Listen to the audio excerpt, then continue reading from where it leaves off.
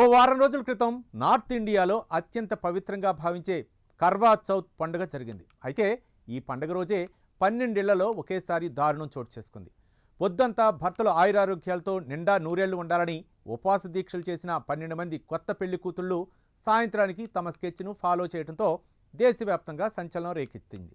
ఉపవాసాలు వదిలిన ఆ 12 మంది కొత్త పెళ్లి కూతుళ్లు ఇంట్లోని వాళ్లకు అన్నంలో మత్తు పదార్థాలను కలిపి ఇచ్చారు. దాన్ని తిన్నవాళ్లు స్పృహ తప్పి పడిపోయారు.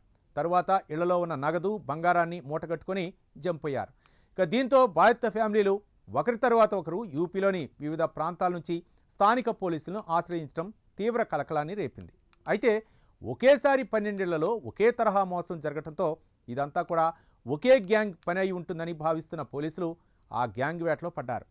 ఇప్పటి వరకు ఆ కేటు గ్యాంగ్ మాత్రం పోలీసులకు చిక్కలేదు. అయితే ఈ ఘటన పవిత్రమైన కర్వా చౌత్ రోజున చోటు చేసుకోవడంతో తీవ్ర కలకలం రేపింది.